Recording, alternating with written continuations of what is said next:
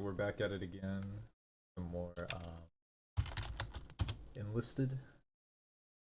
Gonna pull up some Nate Hagens in a moment here. I don't know what we're gonna listen to.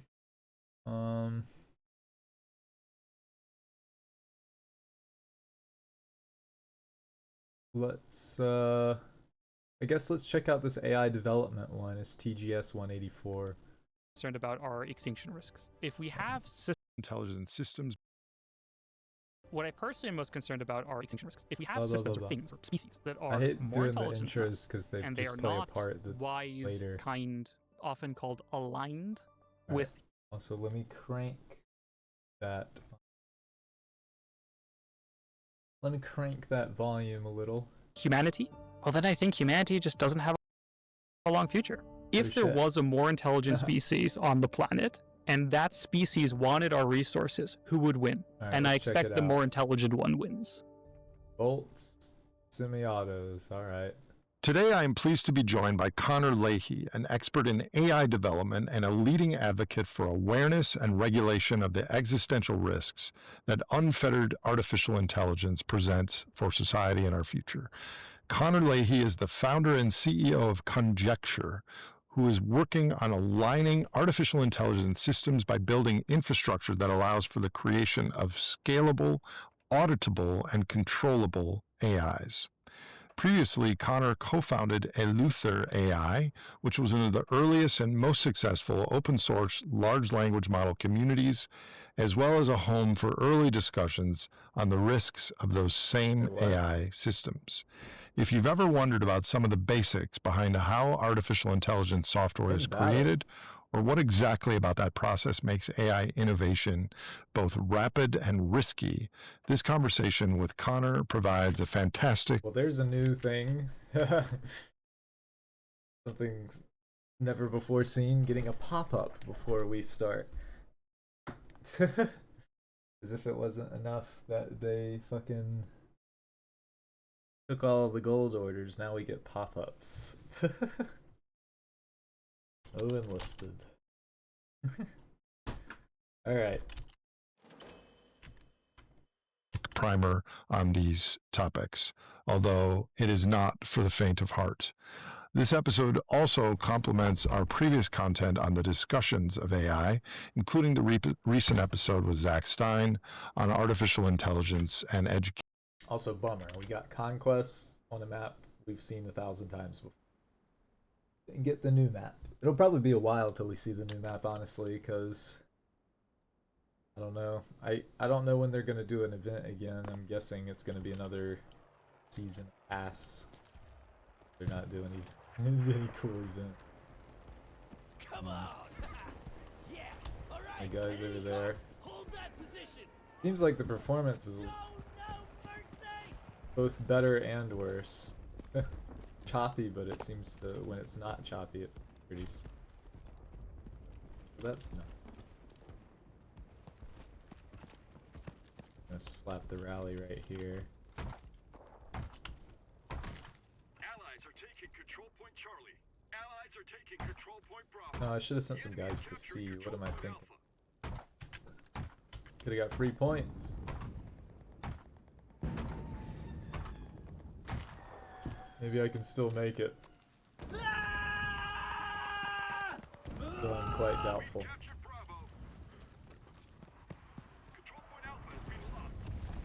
Hello. Yeah, the choppiness is pretty crazy. Hey, look at that. We're making it to sea. Whoa, holy shit. No, we're not. No, we're not. Alright, no one's watching the area.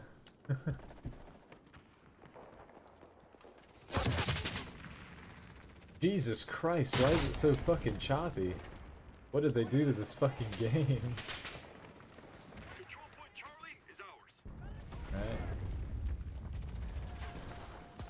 Yeah, the main new update things that I wanted to see. Oh, come on. Right. Yeah, the main update things that I wanted to see were the new explosion things. That's pretty much the only new thing I'm interested in seeing. Besides the map. But anyway, let me keep listening. With that, please welcome Connor Leahy. Connor Leahy, great to meet you. Thanks so much for having me on the show. So, as longtime viewers of this show know, I am no AI expert, but as anyone awake and paying attention to the world, AI is part of our future and our present, whether we like it or not. We've covered the topic of AI on the podcast. I will have my team link those episodes in the show description. But I invited you on the show because you've become a vocal leader in raising awareness about the risks to humanity and the biosphere from the race to develop artificial general intelligence. So let's start there. For those who might not be aware yet or aren't convinced, start with a brief definition of artificial intelligence, artificial general intelligence, and artificial superintelligence. And from there, I'll use that as a springboard to explain what you think are some of the worst case scenarios for AI and humanity. Yeah, start with the easy questions. Just define intelligence. So it already starts with that these terms are contentious.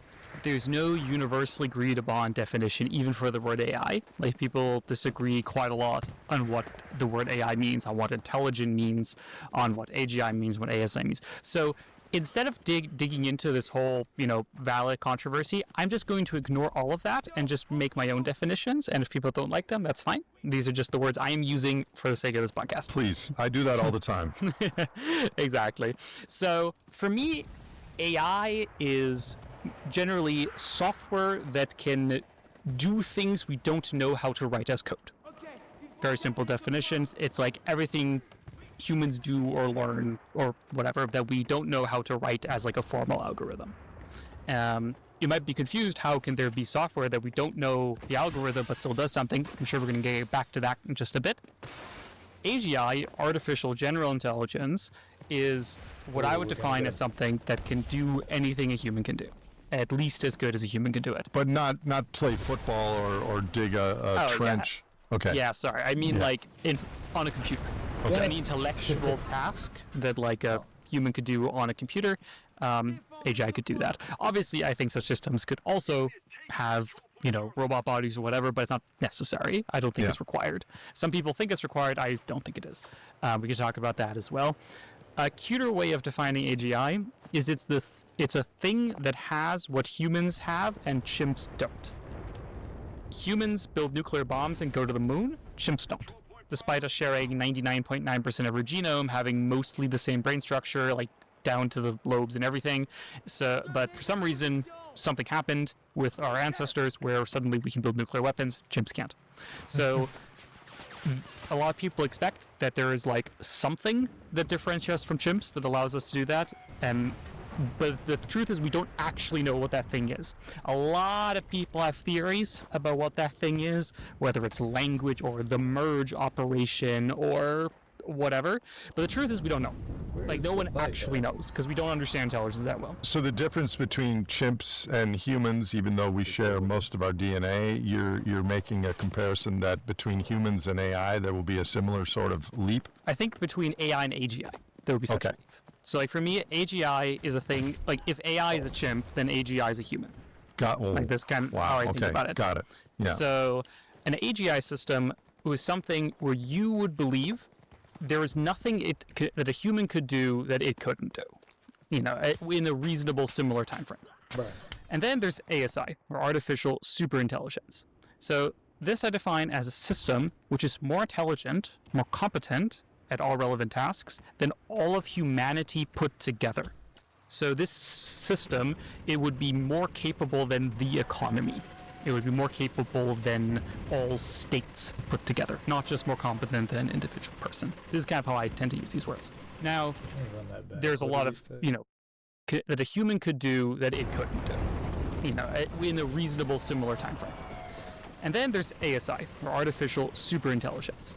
So this I define as a system which is more intelligent, more competent at all relevant tasks than all of humanity put together. So this system, it would be more capable than the economy. It would be more capable than all states put together, not just more competent than an individual person. This is kind of how I tend to use these words. Now, there's a lot of, valid questions to be asked of like, how would AGI exist? Can AGI exist? Can ASI exist? I personally think that it's overwhelmingly likely that AGI is definitely it's possible because we have an example, humans, of a system that is generally intelligent. And we have, very powerful systems such as the economy. Like, the economy can build semiconductors. I can't. You can't. No individual human can make, complex semiconductors, but the economy can. Does that make sense? It does make sense, but the economy can as long as we have copper and silicone and international supply chains and peace in the war and all those things. Of course. This is a very simplified model. Don't take this as like literally, but obviously if you had a system, where the system is made of silicon chips and robots or of humans that can extract or refine or develop new blueprints for semiconductors and whatever, pull up new factories, etc., then you can expect it will be able to do these. You can have a system that can do this. And so the thing that I am most concerned about is that I think the step from AGI is very soon, and the step from AGI to ASI is very fast. So what I mean by this is that AI has been on an exponential improvement curve. This is unintuitive in many ways. We're quite used to things progressing linearly. Every year it gets like 2 units better. But there are some exceptions, such as Moore's Law, where, every 2 years or whatever, the number of transistors on a chip doubles.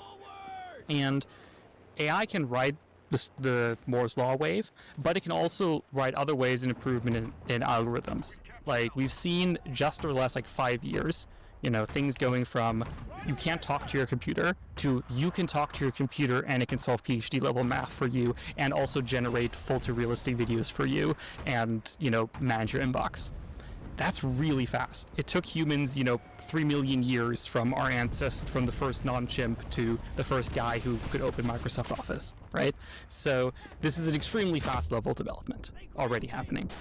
And we have a lot of people, including, Nobel Prize winners, Geoffrey Hinton, the CEOs of the major AI companies, who themselves say that they think we're going to get to AGI within the next couple of years. And this seems plausible, and is something that I think we should take very seriously. And once you get to AGI, I think you get to ASI quite quickly. Because, well, what if you had, say, the best program in the world, but they never need to eat, they never need to sleep, they never get tired, they never get bored, they can run 24/7 on a data center chip. You can have 100,000 of them in parallel. Every time one of them learns anything, they can immediately copy this knowledge to everyone else. How fast could something like that do science? And my expectation is it could do it really fast. And then, so we can get if you had a AI system, just as smart as the smartest scientist, and you run it at, let's say 1,000x speed. Well, that means every day that system could do 2 years of scientific research. That's a lot.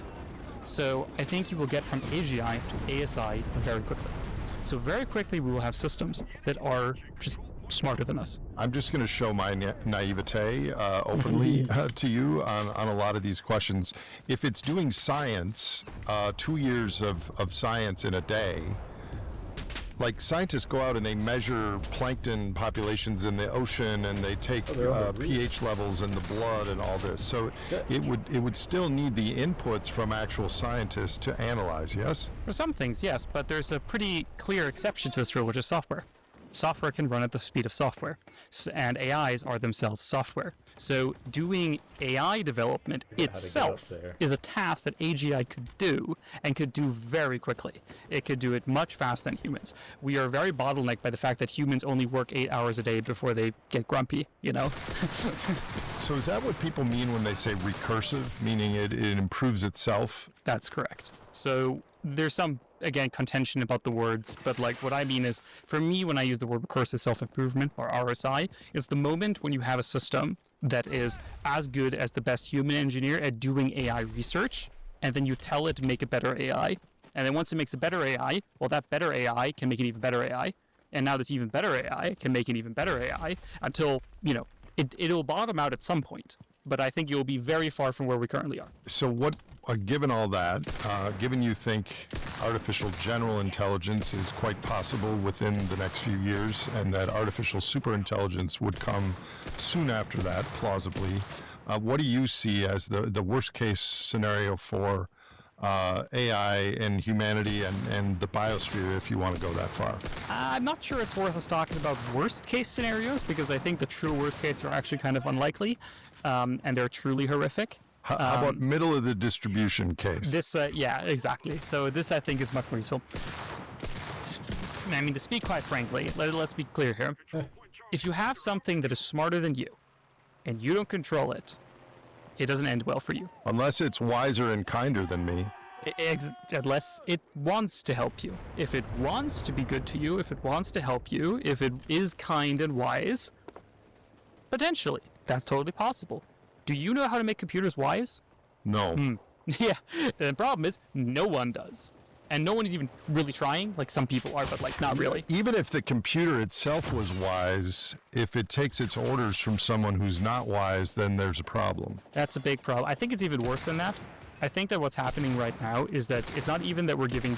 I think there's many ways in which the world can go wrong. Like, there's kind of like 3 large categories of, like, you know, middle distribution scenarios. One is the kind of like... I was just about to say. What a lot of people expect is sometimes called the dominance doctrine, which is this idea that, well, if you build a super intelligence, well, then you can tell it what to do, and then you rule the world. A lot of people currently believe this. I don't think this is true. So this already leads to like all kinds of dystopias. Is there a single person on this planet who you would trust with full power? I don't. Like, there's no person or group or entity or even ethical principle that I think should have that much power. So this will already go wrong. And this, I think, is the optimistic scenario. What's happening right now is that we don't know how to control our AIs. So earlier I mentioned that with AIs or systems that we don't really understand very often.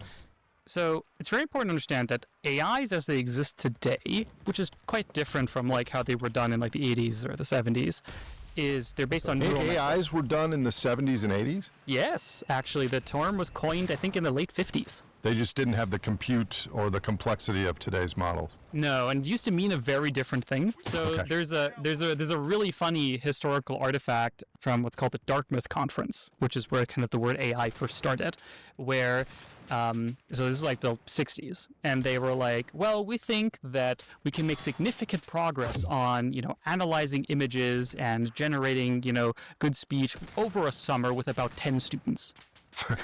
They were slightly off. So they lacked compute, they lacked a lot of methods. Neural networks kind of existed, but like not really. And so at this time, there was a different paradigm, sometimes called good old-fashioned AI, or GoFi, which was more based on logic.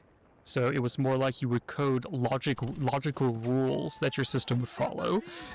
This had some useful properties, such as it made them much easier to understand, because you would follow the logic trains that these systems would use, but they were very brittle. Very, very brittle. They were very hard to make, and they just didn't really work very well for the most part. You know, sorry to the GoFi researchers out there.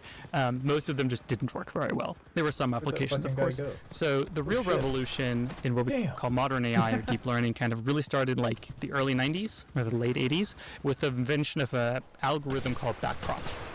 This is an algorithm that you can use with neural networks to teach them things. The exact mathematical details don't really matter. But basically, it's a machine learning algorithm. This is different from you sit down and you write down logic or you write down code. Right. It's much more, you give them a bunch of examples. You give your computer a bunch of examples of what you want them to do. And then the computer figures something out how to do that. And this is how all modern neural networks work, how all modern AI systems work. What this means is that they're more like grown rather than written. Like, AIs today are not lines of instructions that you can read on, you know, like a human wrote those. It's more like a blob of numbers that kind of like saw millions or trillions of examples of the problem and kind of like absorbed them and learned how to deal with them. But from a human perspective, we have no idea what's going on in these things. We know that if we execute those numbers, if we all like let them run on our computer. They do a bunch of great things. They talk to us about poetry. They, make funny videos and so on. We don't really know on the inside what's happening. I'm just going to pop in with some questions as my curiosity pops up. So I haven't used AI much. I use ChatGPT or Claude to do a book summary on someone's research or things like that. But when I have like a Google Chrome or whatever browser open, and I'm accessing the internet, but then I have Claude or ChatGPT loaded on one of the browsers, and I ask it a question, and it has to go somewhere and use compute to give me all the iterations that it researched on my behalf. Is that an additional draw on energy somewhere in the world when I ask a ChatGPT browser on my Google Chrome? So it works very similar to other forms of software. So if you access a website, what your computer does is it pings a data center somewhere in the world. The data center is running, hundreds and thousands of computers that are running the software of the website you're visiting, and it returns to you what you're supposed to see. And then every time you click a button or you submit something or you want new photos or whatever, the server that you're in contact with will give you that additional information. It will retrieve it from its database, or it will calculate something and it will send it to you so you can, your computer can then show you. AI works in quite a similar way. It is unusually compute heavy compared to other applications. Websites are quite light. They usually don't take that much. Even so, then for very large websites like Facebook or something, there's just these massive data centers because you have millions or billions of people accessing your website at the same time. So you need massive amounts of computers to serve everybody. AI is kind of similar. AI is a little bit different in that they use very special chips called GPUs, or graphics processing units, which are a bit different from the CPUs that most of our computers, most of our computer tasks are done with, because they are kind of focused on doing this kind of like blob calculations for the neural network. These are very energy hungry. They're extremely energy hungry compared to other forms of chips. They often take on the order of, 2 to 4 times as much energy, depending on the exact chip and so on. And often for the very, very big AI systems, such as the systems, like like ChatGPT and so on, you often need like ungodly amounts of these chips to both make these AIs. So there's kind of 2 steps. There's the making of the AI, or the growing stage, and then there's the deploying or like using of the AI. This is often called training and inference. In the training phase, is when you feed the AI all the data. You teach it all the stuff. This is ridiculously compute heavy. You need massive supercomputers, that can take, megawatts, gigawatts of energy to run these things, kind of similar to the supercomputers we use for like physics simulations and stuff like that. Like kind of like very similar thing. And we run those for, months at a time to build one AI, like one big AI. And then once you have the big blob, then you do inference. So you expose it to customers so customers can send it queries and get a response from it. Do you ever just get this deja vu, wide boundary, shuddering sort of sense that this all is like our modern equivalent of the stone heads on Easter Island? Well, at least our stones actually talk back to us. So back to my question, then I'll let you get back to your main point.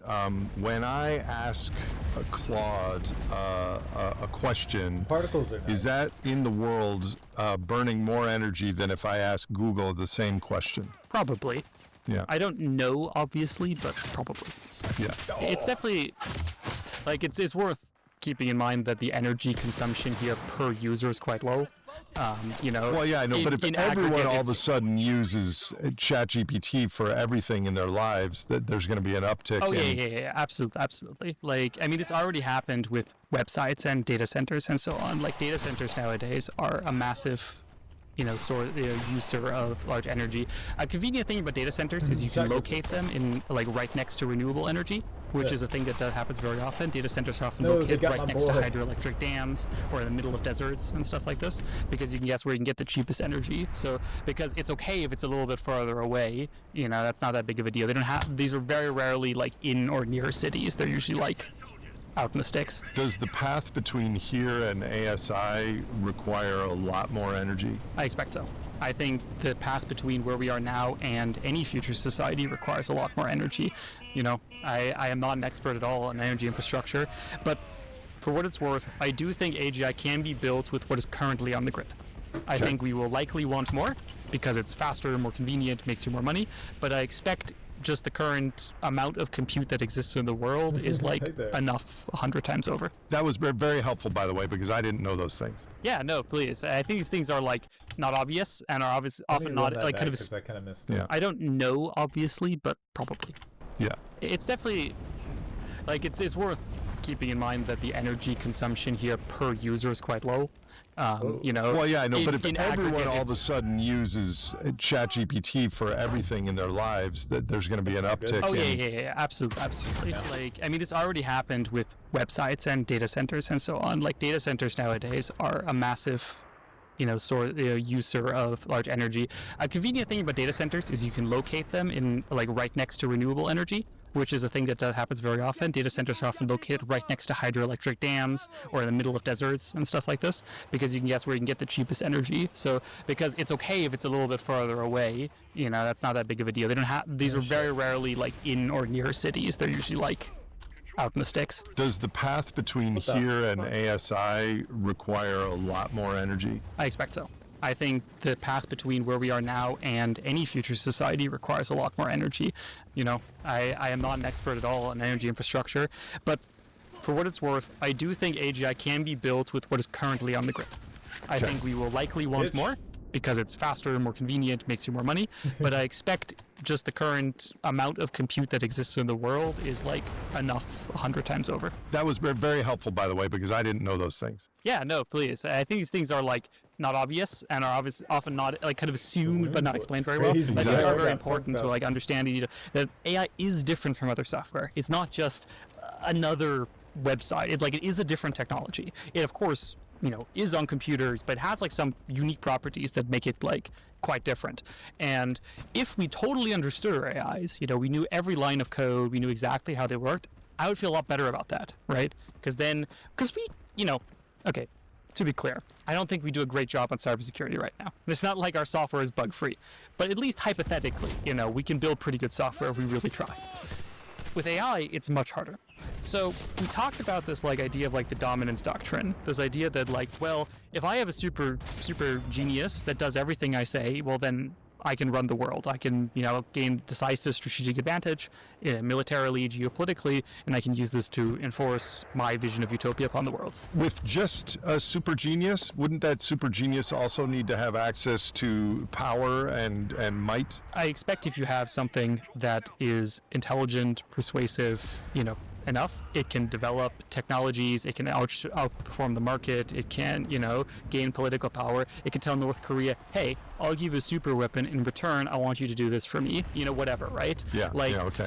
I think it will probably be much less, this sounds kind of like a Hollywood movie, I think it's going to be way more boring. I think the thing that's probably going to happen, and we're already seeing happen, is that they're just going to make smarter and smarter AIs, and the AIs are going to get smarter and smarter, and then they're just going to put the AI in charge of the corporations on purpose. They will just be like, wow, this AI is a better CEO than our CEO, so we're going to kick out our CEO and let the AI run it, and then we're going to let it run all our hedge funds, and we're going to let it, give advice to all our politicians. We already had, examples of people in the White House and so on using ChatGPT for policy advice, right?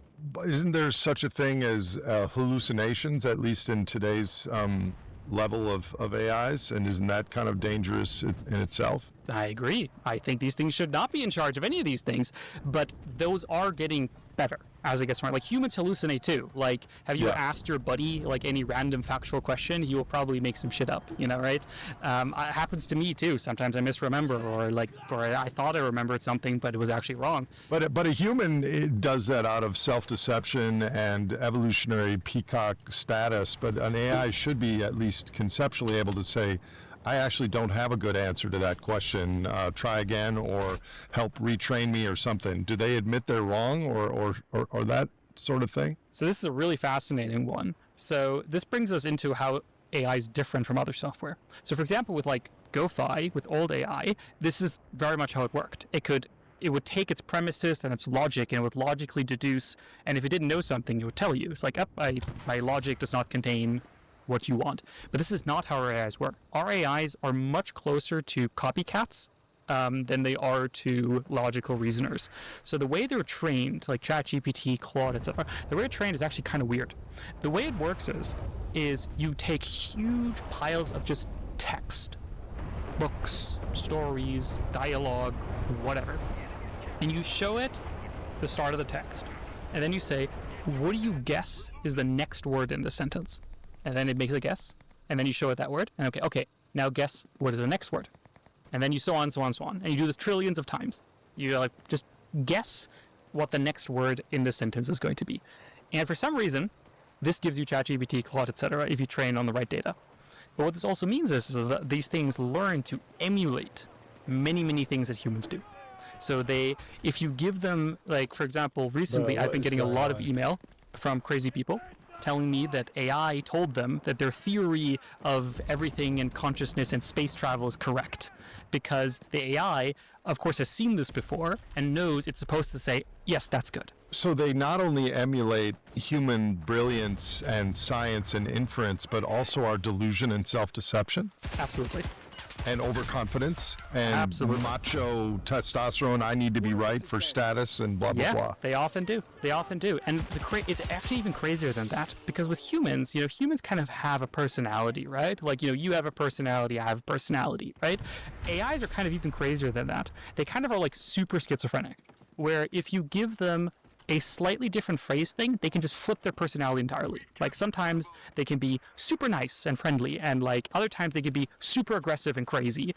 And a lot of what these companies do is they put a lot of work in hiding this from the user. So there's a thing called a base model. This is what you remember, the training process where you crunch all the data and it spits out what is called a base model.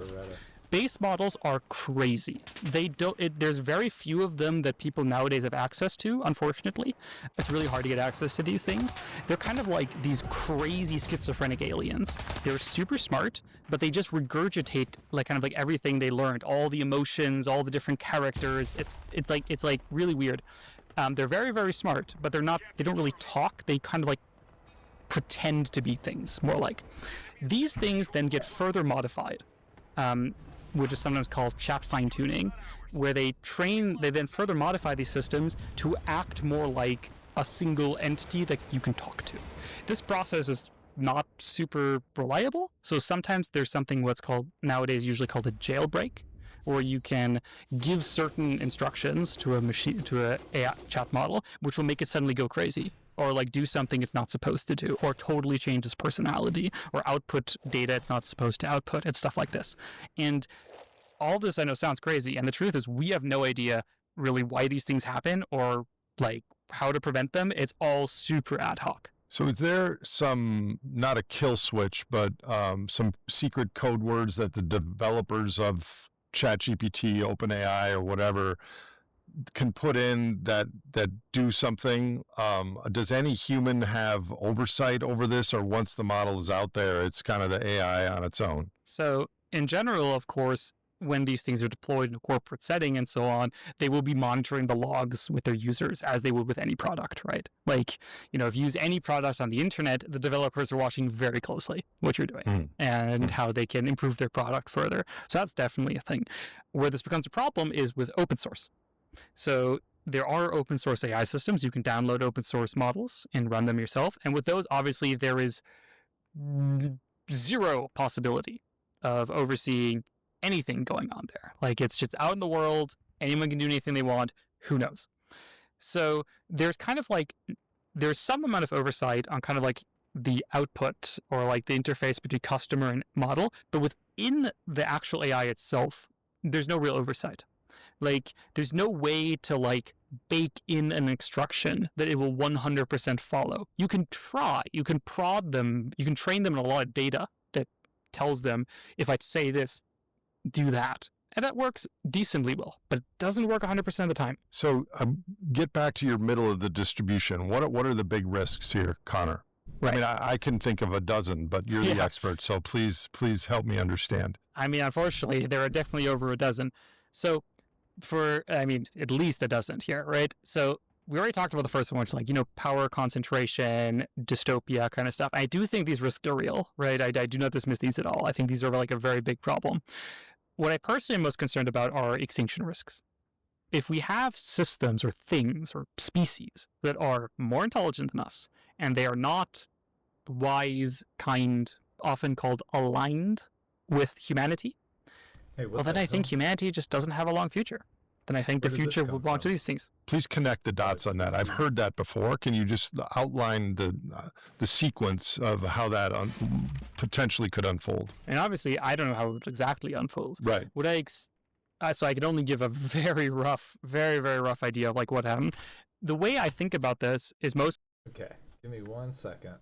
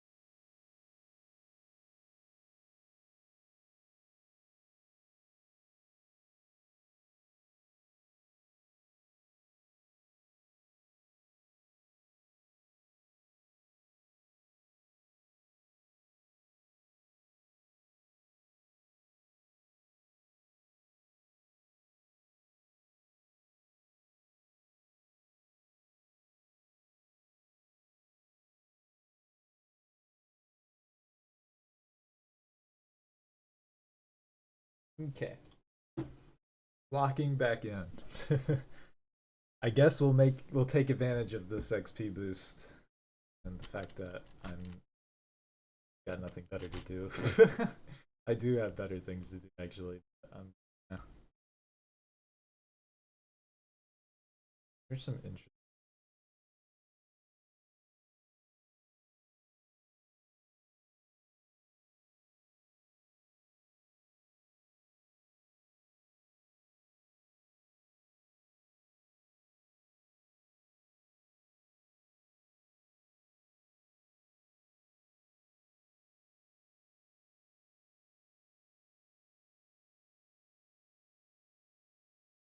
Actually, awesome.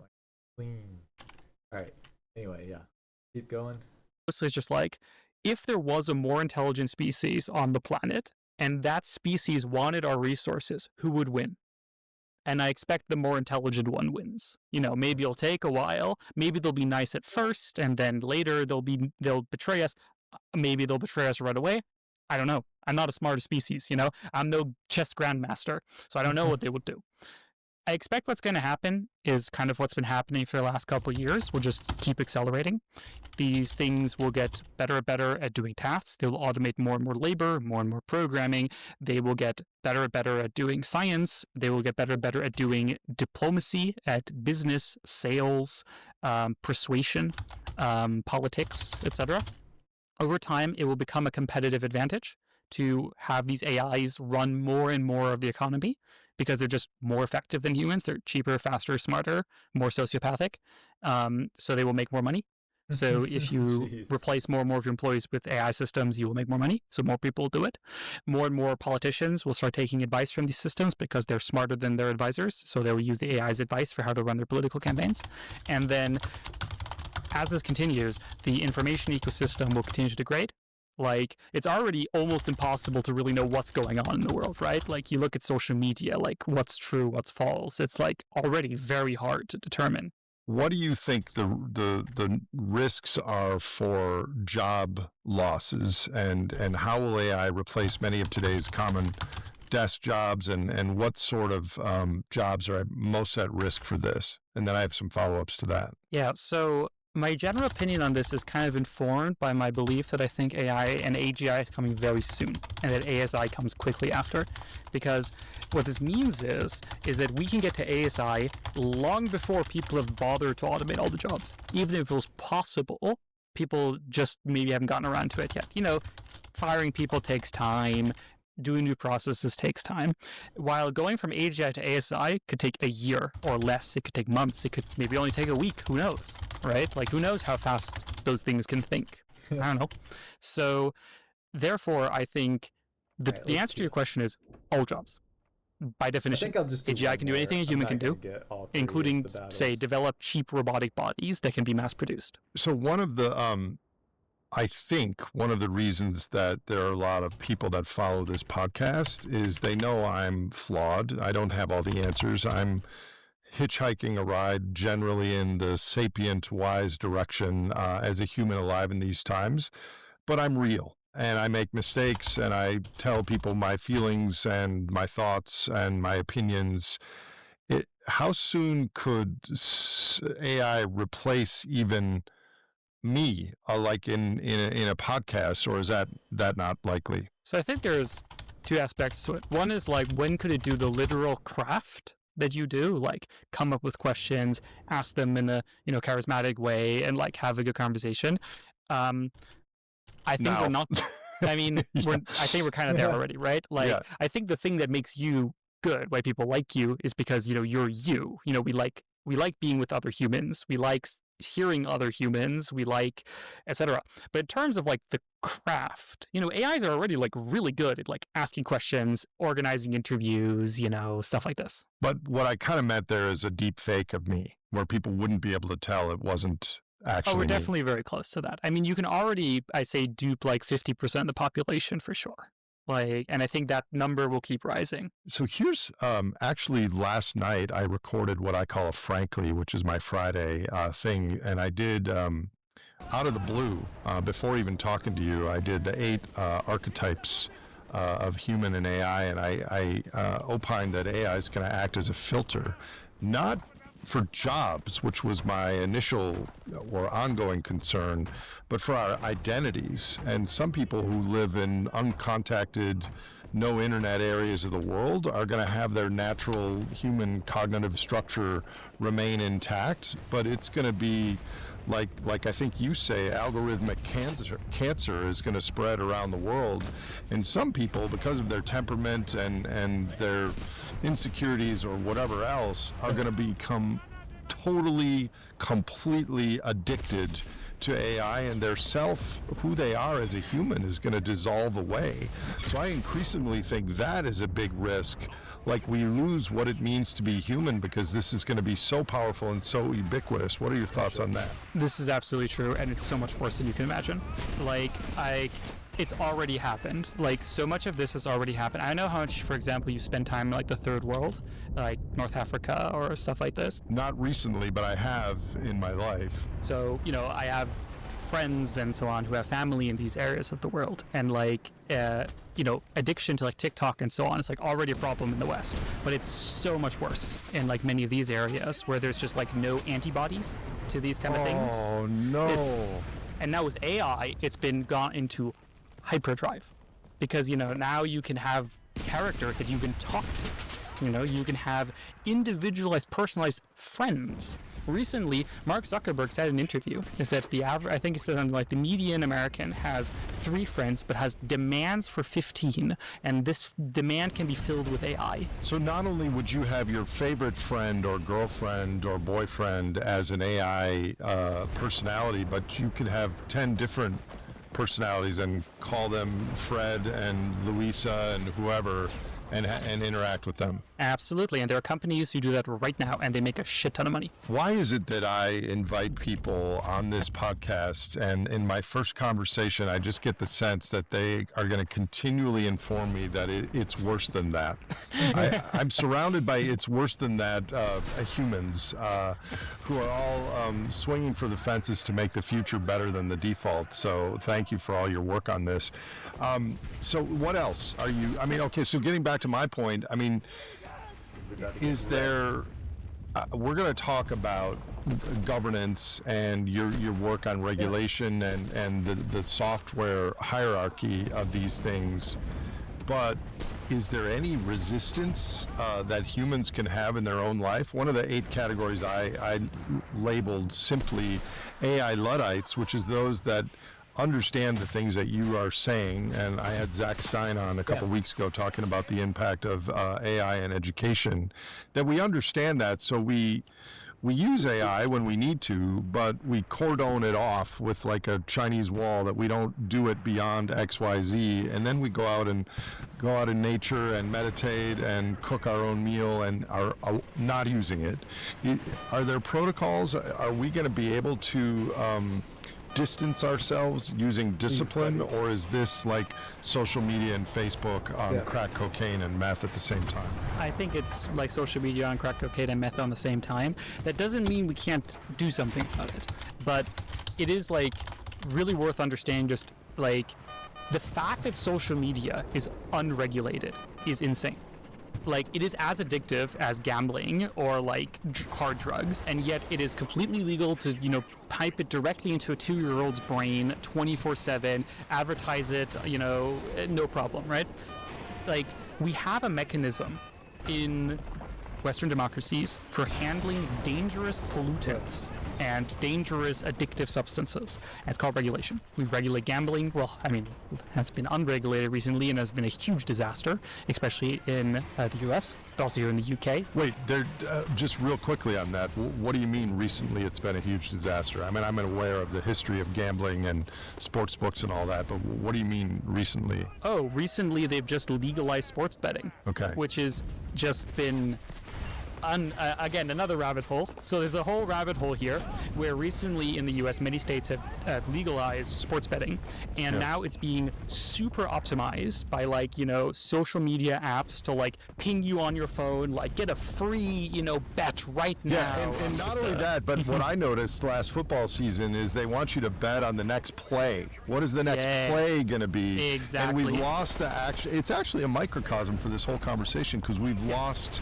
the inherent cooperative sport team dynamic of watching the Packers beat the Bears, and we're super focused on our fantasy lineup or the next play, which is a little bit of a microcosm of what AI is splintering our human experience. Absolutely. Like, fundamentally, humans have some just flaws in how our brains are designed. There are just a couple flaws, and one of the big ones is addiction. You're kidding. It's like, everyone knows addiction is a thing. It can happen to anyone. It can happen for many different reasons. It's very bad for us. Yet once you're in it, it's very hard to get out. And it's even if you know it. Even if you know, right? Yeah. Exactly. Like, and it can happen for all kinds of things, right? And having addicted customers is so profitable. It is just so profitable. You know, have you ever heard the word, like, term whale before? In the context of, like... In Bitcoin, I've heard the term whale. Yeah, so in gaming and betting and so on, you know, whale is the word they use for the big spenders, you know. I gotta send an email and I can't listen and think at the same time. Oh, my dude already died. Whoops. Alright.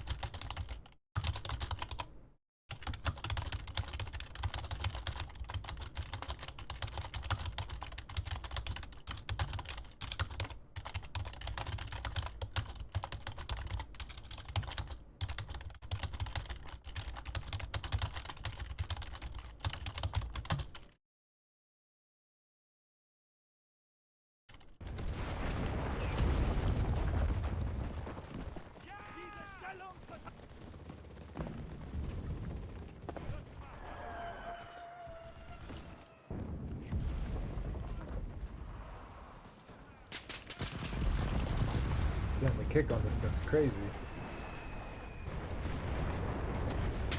Damn. Damn.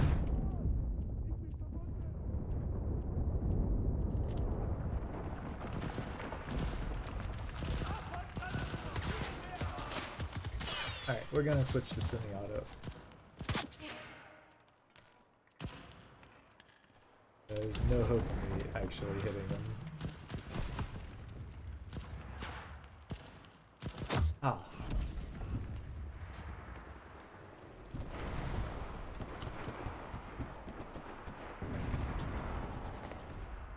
At least we're not doing a damn conquest again.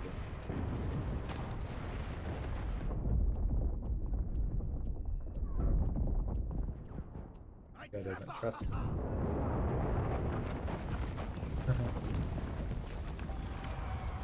Captured the control point. Move out to the next one.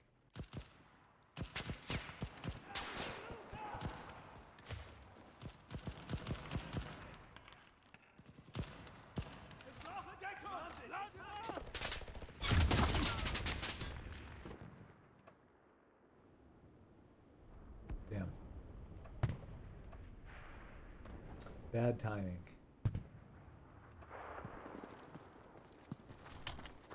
Would have been nice to die after somebody else got a rally up.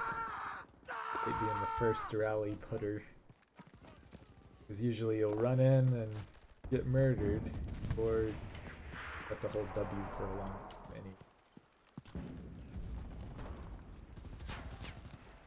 I dare to put it right here.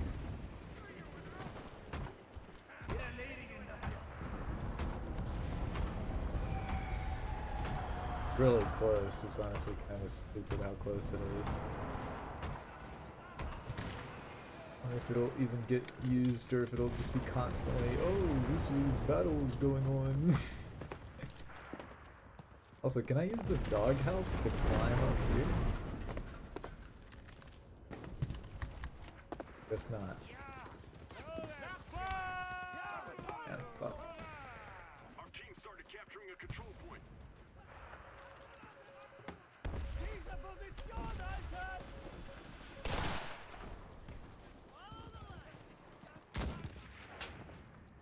Shit, bro, fast.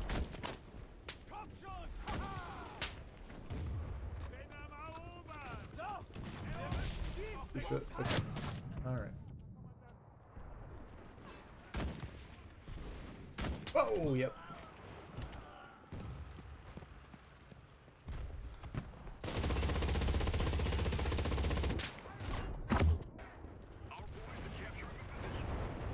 Just check a random nade.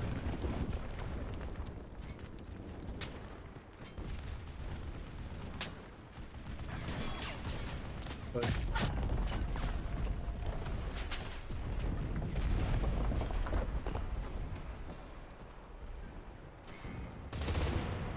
that's one of our guys. What the hell?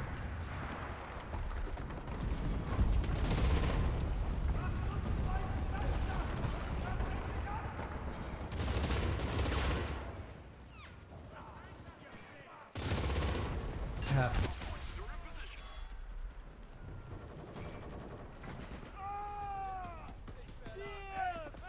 We have a moment to reload.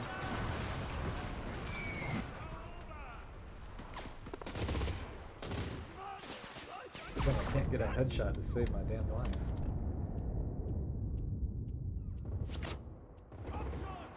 Got one immediately, that's fine. Okay, let's lay down and just try doing. Oh!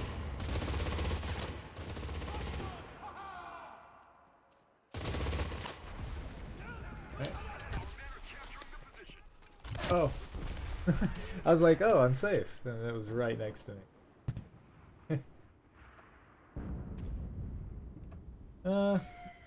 Let's bring in the car, I guess. I like the gigantic plumes of smoke. That's pretty cool. It's actually quite interesting. It lets you see where things were. That is a good part of the update, I guess. Really, that's about all that's different that I can notice. Good.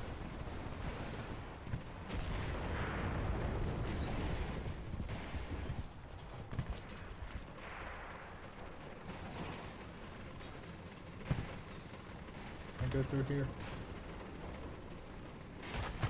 Our forces are taking the control point.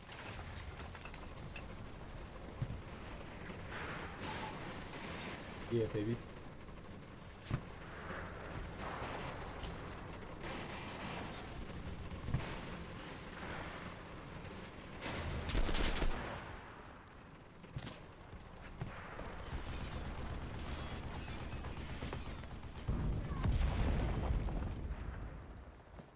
Diese Stellung, Verteidiger! Oh.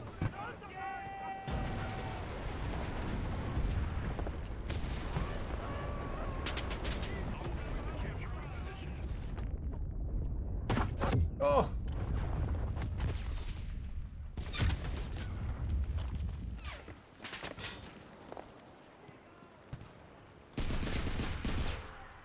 Yikes! Ooh, that's gonna hurt me.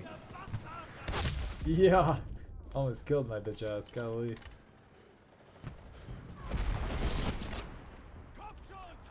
Hey, just one more headshot. Oh shit. Oh. Oh wait, that's perfect actually. I can just drop right in. Yeah, let's do it right here. Yeah, good timing. That's perfect timing. Oh, we love that. Yes!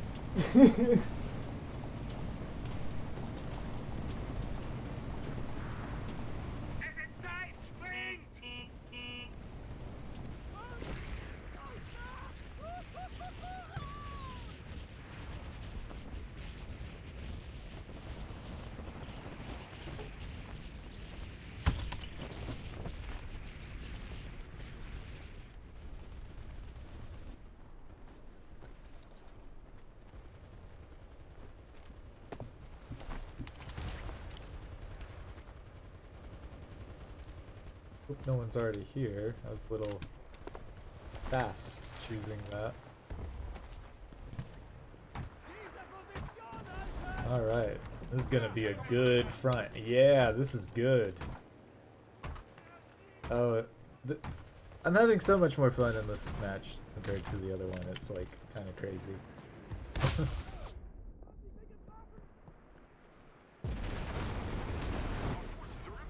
Oh, hello. Damn it.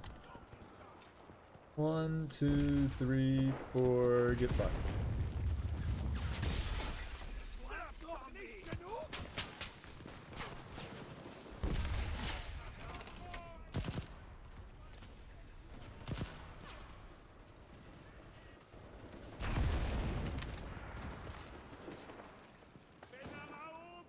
And this point's wide ass open. I can't believe we're actually capping it.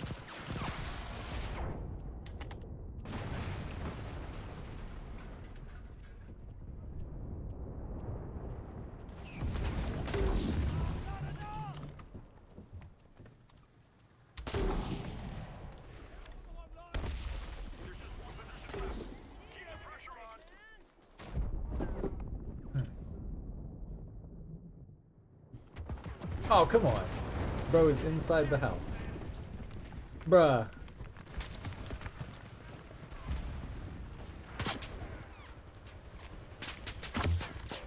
Oh shit. Oh shit. Hey buddy. Boop. Whoa, hello. Dude, Enlisted is so good. I can't believe people don't like this game. I mean, aside from the things of the parts of it that are actually quite horrible and bad. So does this guy not have health regen? Oh gosh. My health isn't coming back.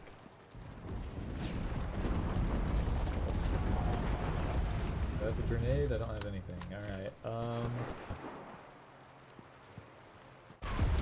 guess the first guy I see... What? The point is open. Alright. Gave up, I guess. What the hell? The gun didn't shoot. What the fuck? Alright. That's not.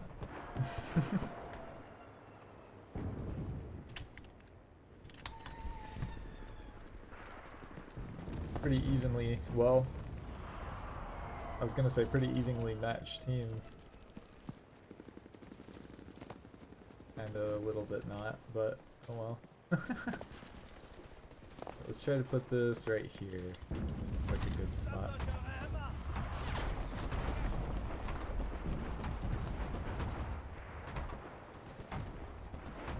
team started capturing a control point.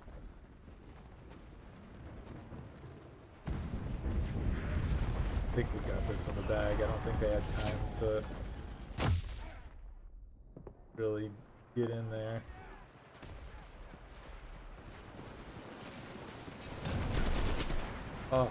Oh, there were tons of them. Okay. Whoops, that is not what I wanted to do, but okay. Yike! Oh.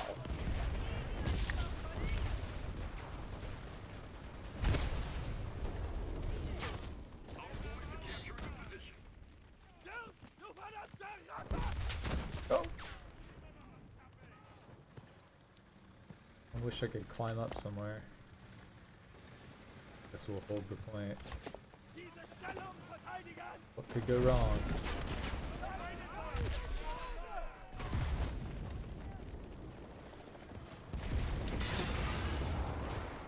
Oh. The fucking swarm. Oh shit! Ow. Dang it.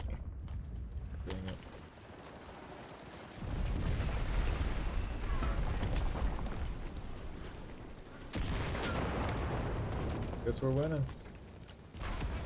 Dub. Pretty good match. Oh, I never got the last headshot. No.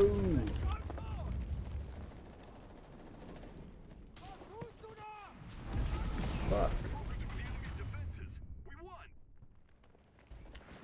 Damn. Well, that sucks dick.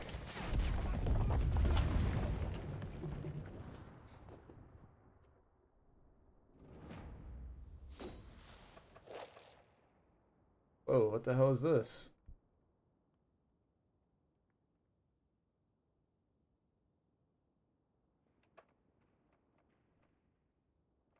How the Oh! You can finally...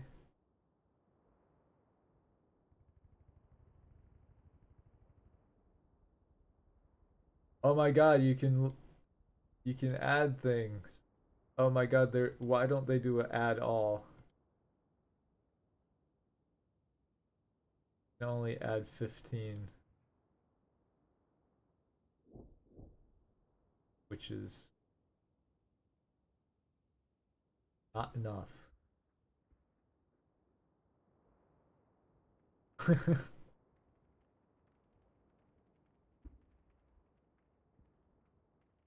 For some it's enough though.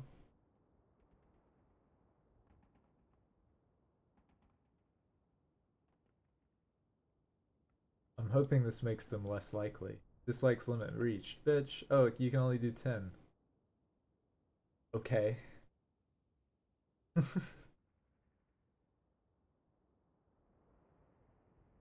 Actually, we'll leave the...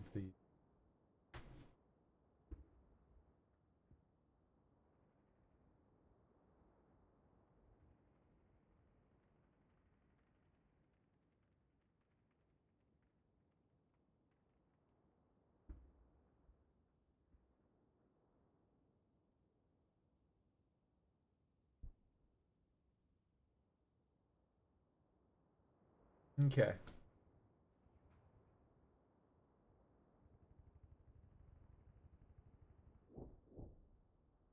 Well, that's great that they added that. I really hope that makes the conquest options less likely.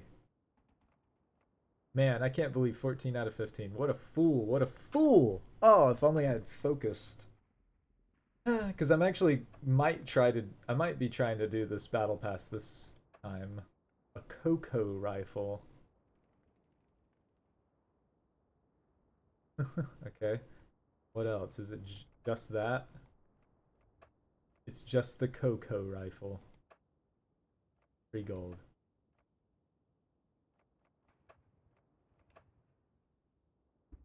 This is a BR2 weapon that's bolt action? Semi-auto, but it has a bolt thing. 15 hit power, that's pretty good. Has massive hit power but low. The iron sight's cute. Ooh, I like it. Ooh, I like it a lot. Okay, yeah, yeah. I think we'll get the pass this season finally.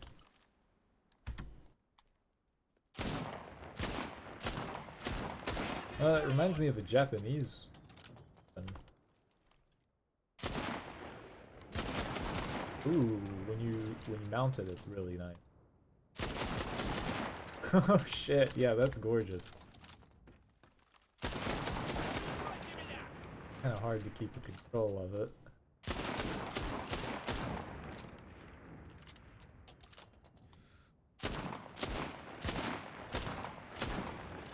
Yeah, pretty good. Pretty good. I think it is quite, thing I will like.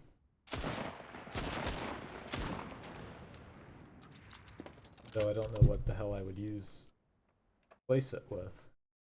Considering, like, all my Russia stuff is, like, good already, I guess. I guess I like it more than the... Well, the SKS-30 is a 15 hit power also.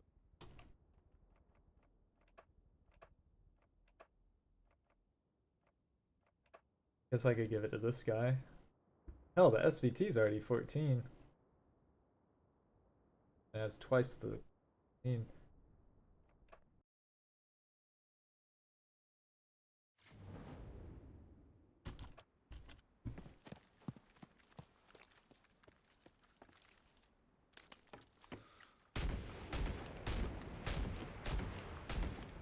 Yeah, I just like I like the regular ass SKS more than any of the premium weapons I've got, so kind of funny.